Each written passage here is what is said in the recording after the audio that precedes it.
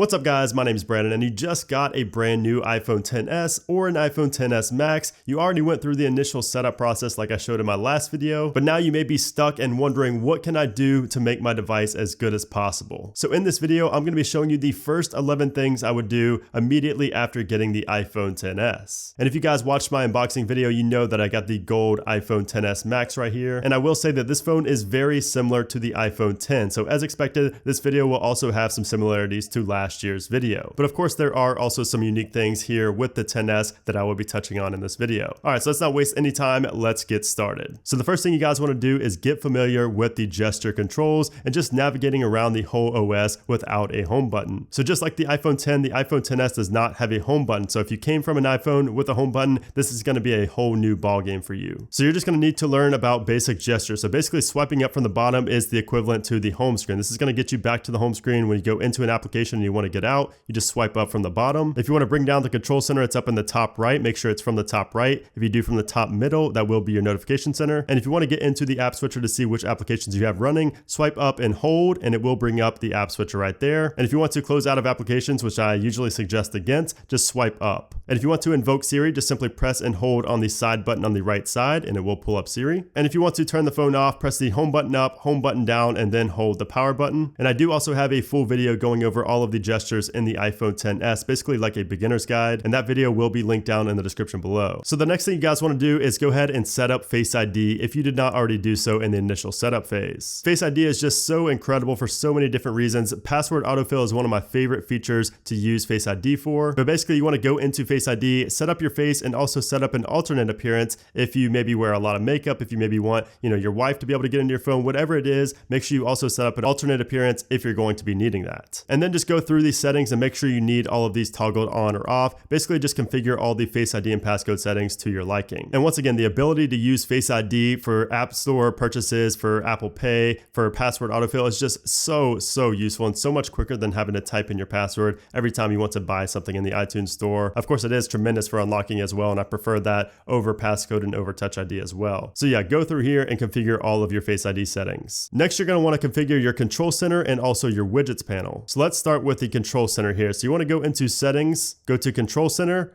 go to customize controls, and from here you can add different controls from the bottom. So if I wanted to add scan QR code, it will pop up in there, and then it will automatically populate inside of my control center without a respring or a reboot or anything like that. And then you can also move these around. So if you use one more than others, you may want it near the top or maybe close to the right side where your thumb will easily press. So yeah, just move these around and configure it to your liking. And then if we go to our home screen and swipe over to the right, you will see that this is where our widgets are. And you can also get to this page from the notification center if you swipe down to get to notification center and then swipe to the right. And if we go all the way down and click on edit, this is where we can configure all of our widgets. And you can of course move these around just like you could with the control center. You do also have widgets down here as well, third-party widgets as well as built-in widgets. So you can see you have a lot to choose from, but be very careful with what you add to the widgets. You don't want a ton of widgets in there because that will eat away at your battery life. But definitely configure widgets because they are very useful. I check my widgets at least 5 to 10 times a day. Speaking of saving battery, the fourth thing you're going to want to do is watch my battery saving video for iOS 12. You just bought this device, so you're going to want to make sure you get your battery off to a good start and you're not wearing it down from day one. And that battery saving tips video is up in the cards right now and also down in the description below. I highly suggest watching that video because there's over 20 tips in it, but I will show you a few basic ones right now. So you did see the battery panel right there. That is a good way to see what is eating away at your battery life. You can see that you have the charge level. You can see the last 24 hours, last 10 days.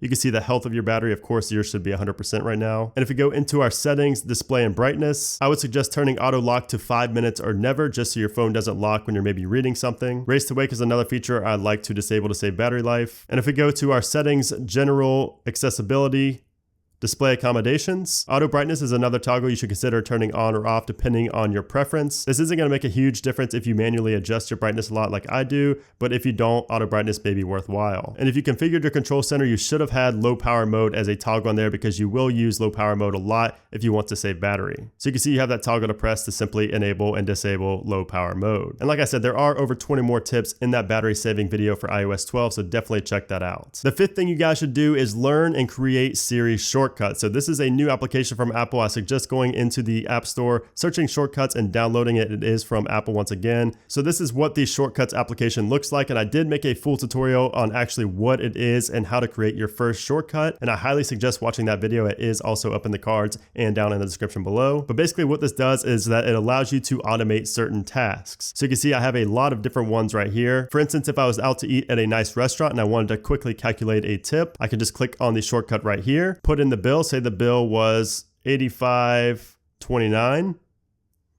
And since I created this, I have the pop-up to show that I want to tip either 12%, 15%, 18%, or 20%. So let's say that the service was just all right, it wasn't the greatest, so we're just gonna do 12%. Once you click that, it will instantly show you what your tip should be and what your total bill will be. So this is super, super useful. And you can also get to this from the widgets panel. If you go all the way down to edit, there is a widget for shortcuts, and you can simply click on it from within shortcuts right there. But my favorite way of doing it is just going into the actual application and clicking on it. And there are other simple ones that you can do as well. So maybe you're going on a flight and you want to turn on airplane mode and all that good stuff. You can either tell Siri taking off, or you can just click on the action right here. You can click on the bubble right here, and it will automatically put you in airplane mode, low power mode. And if you click these three dots right here, it will actually show you what it does. And again, you actually set this up, so you can tell it what to do. So when I tell Siri taking off, it's gonna set airplane mode on, it's gonna turn low power mode on, and it's also gonna turn do not disturb on. And then I have another one for landing. So once that flight is coming to an end and you're landing, to turn all those toggles off, you just simply tell Siri landing, or you can click on the shortcut right here and it turns everything back on. And like I said, I did make a full video explaining shortcuts. So if you want to see that, it's up in the cards and down in the description below, but definitely get familiar with it because it's very, very powerful and very useful. I use these pretty much every single day now to automate certain tasks. The next thing you guys should do is test out the camera, and definitely test out portrait mode because the iPhone XS has a brand new exclusive feature which allows you to adjust the depth of field without compromising the quality of the photo. So let's just do that real quick. Let's go ahead to camera. Let's go to portrait. Let's flip the camera around to me.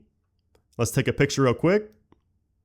And so there we go, there is our portrait photo. And if we click on edit, you can see we can now adjust how much blur is in the background, how much bokeh is in the background, which is awesome. So if we go all the way to f1.4, you can see it almost looks fake because there's so much blur in the background. That doesn't look realistic. So 2.5 looks good. I'll just click on done. And again, this is a feature exclusive to the iPhone XS. This is not even on the iPhone X. So that's definitely a feature I will be trying out. Also, if you go into settings and go to camera, you can adjust your settings in here. So if you want to record video at 4K, make sure to change this to record video at 4K at either 30 or 60 FPS. You also have these other settings in here if you want to record slow-mo. You can go to formats. You can also choose high efficiency as the format if you do take a lot of photos and videos. And you have the HDR settings here as well, which I would definitely recommend having Smart HDR on. That is also another new feature here with the iPhone XS. The next thing you guys should do is create your own Mii Emoji. So if you go into our messages and swipe over here and click on an emoji, and once you get to this screen, click on the plus, and this is where you create your own Mii Emoji. This is very similar to your Bitmoji in Snapchat, but it is Mii Emoji, and you can see it's actually picking up my mouth. It can pick up my tongue.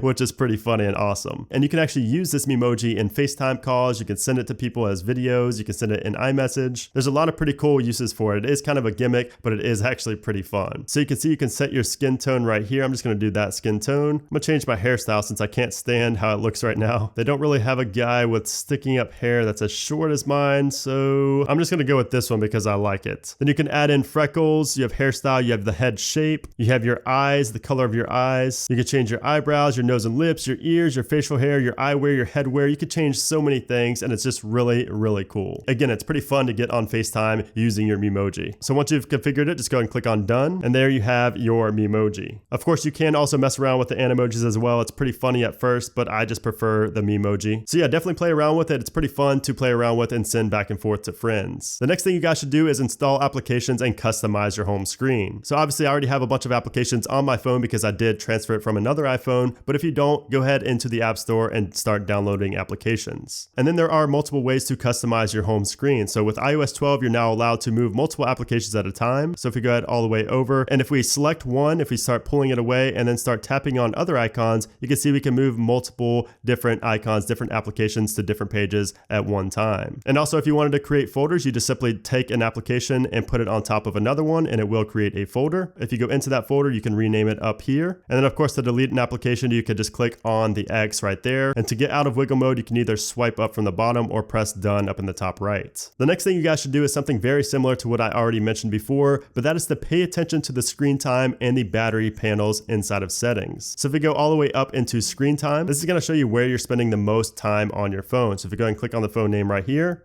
you can see we get a graph. We can also get a chart down here with the most used applications. You can break it down by category. You can show just today. You can show the last 7 days. And what's really cool is if you have multiple phones under one Apple ID, say maybe everybody in your family has one, you can see everybody's screen time if you have sharing on. You can see that now once I enable that, that means I will be able to see the usage on this phone on another phone that I have that's using the same Apple ID, and that's also on iOS 12. And here you can also set app limits, which is really great if you have kids. You can set limits for, which applications they can be in for a certain amount of time. You also have downtime, which you can schedule time away from the screen if you want to. And then you also have restrictions and applications that you want whitelisted as well. Again, great if you have kids. And then going back down to the battery panel, this again is going to show you where your battery level is and when it starts dropping off. You can see the activity, and you can actually get very detailed and click on certain parts of the graph to see what was using the most of your battery at that certain time. So this is very useful insight to know what is actually eating away at your battery life. And once again, it is very important to start off your iPhone's life